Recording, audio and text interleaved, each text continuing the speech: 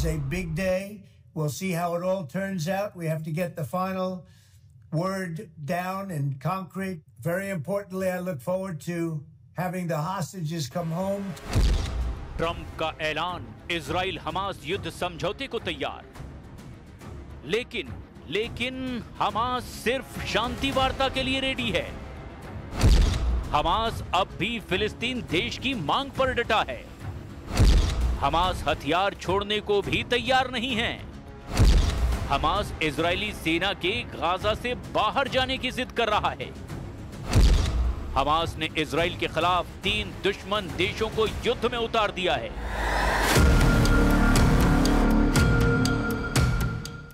Trump ने बहुत बड़ा दावा किया है।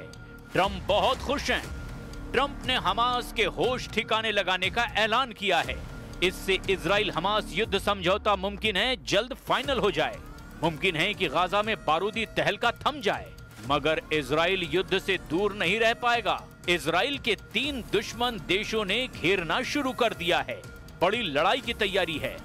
अब लड़ाका ग्रुप नहीं, सीधे सेनाओं की टक्कर हो सकती है। मतलब गाजा से भी विनाशकारी जंग शुरू होने वाली है।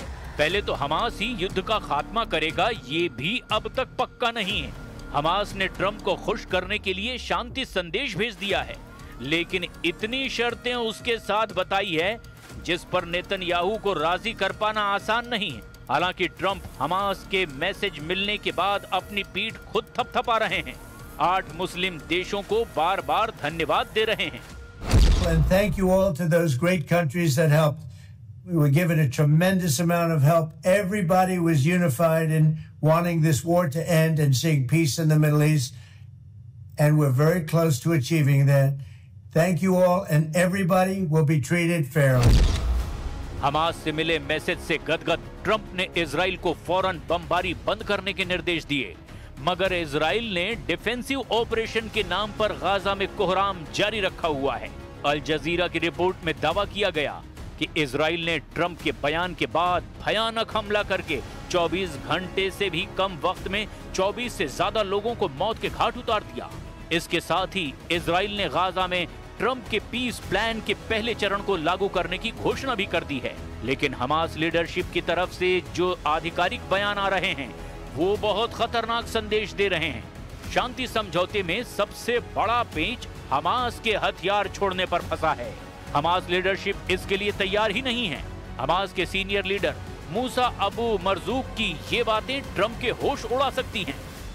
We will never accept anyone not Palestinian to control the Palestinian. But this is not belong to Hamas only.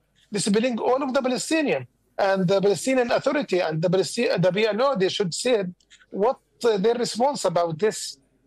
And we can't bring someone like Tony Blair to be governor in Gaza. Hamas leader ने Trump को 2 टूक लहजे में कुछ जरूरी शर्तें गिनाई है, जिन शर्तों पर हमास झुकने को तैयार नहीं। उससे नेतन्याहू की टेंशन बढ़ गई है। हमास ने अलग फिलिस्तीन देश की मांग फिर से दोहराई है। साथ ही ये भी धमकी दी है कि फिलिस्तीन पर किसी भी बाहरी का नियंत्रण हमास बर्दाश्त नहीं करेगा। इतना ही नहीं, टोनी ब्लेयर को गाजा का गवर्नर बनाए जाने का भी हमास जोरदार विरोध कर रहा है। That Hamas, the weapon among Hamas, 90% of their capability, they destroyed it. Then there is nothing with Hamas talking about it, about women. Second thing, we, since in the beginning of this conflict, president Trump की peace deal पर Hamas एक तरह से कुछ कदम आगे जरूर बढ़ा है, लेकिन अभी सारे अहम मुद्दे अनसुलझे हैं। पहले ट्रंप का ऑफर देखिए।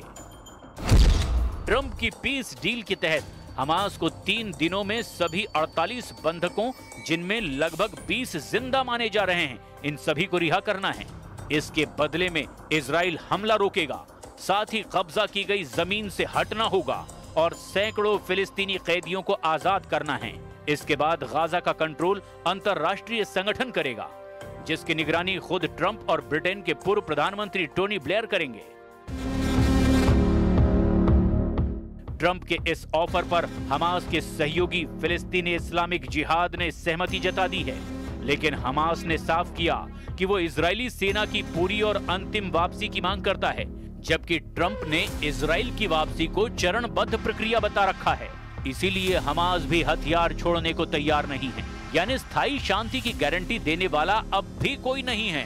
खासकर इजराइल के दुश्मनों ने जिस तरह आक्रामक रुख दिखाना शुरू कर दिया, वो अब नए युद्ध का सिग्नल दे रहे हैं। मिस्र ने इजराइल के खिलाफ नया फ्रंट खोल दिया है। मिस्र ने सिनाई प्रायद्वीप पर सेना को बड़े पैमाने पर तैनात कर दिया है। इजराइल ने इसे कैंप डेविड समझौते का उल्लंघन कहा। सिनाई आइलैंड के जोन बी और सी में सैन्य बढ़त पहले कभी इतनी भारी नहीं देखी गई। हालांकि मिस्र ने सैनिकों की तैनाती को आतंकवाद, तस्करी और गाजा पलायन को रोकने के लिए जरूरी बताते हुए किया है। लेकिन इजराइल को सिनाई में मिस्र के विध्वंसक हथियारों की तैनाती ने अलर्ट कर दिया है। मिस्र ने सिनाई में टैंकों, फाइटर जेट और हाईटेक एयर डिफेंस सिस्टम तैनात किए हैं। साथ ही अंडरग्राउंड स्ट्रक्चर और संभावित मिसाइल डिपो की तैनाती भी की गई है।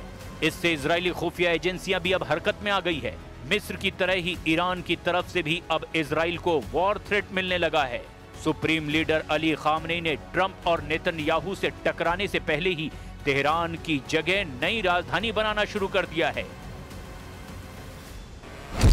ईरान तेहरान की जगह फारस की खाड़ी के तट पर मकरान में नई राजधानी बनाने जा रहा है। ईरान ने राजधानी बदलने की वजह तेहरान की बढ़ती आबादी और पानी की कमी को बताया है। वहीं रक्षा जानकारों ने इसकी सबसे बड़ी वजह बताई अमेरिका इजराइल से ईरान की दुश्मनी। अमेरिका ने जब से B-2 बॉम्बर से ईरान पर बमबारी की थी, तब से ही सुरक्षित इलाके में राजधानी बनाने की बात की जाने लगी थी। अब इस आइडिया को सुप्रीम लीडर अली खामनेई ने भी हरी झंडी दे दी है। ईरान नई राजधानी में सुरक्षा के सभी जरूरी इंतजाम करने के बाद दुश्मनों से हिसाब बराबर करने के मूड में है। इस सब के बीच तुर्की ने मोसाद एजेंट को गिरफ्तार करने का दावा करके पीएम नेतन्याहू को एक नई टेंशन दे दी है। तुर्की ने सेरकान चीचेक नाम के मोसाद एजेंट को पकड़ने के बाद इजराइल को धमकी दी है। मतलब इजराइल के लिए ज्यादातर मोर्चों पर मुसीबतें खड़ी हो चुकी है और अगले कुछ दिन पीएम नेतन्याहू पर बहुत भारी साबित हो सकते हैं।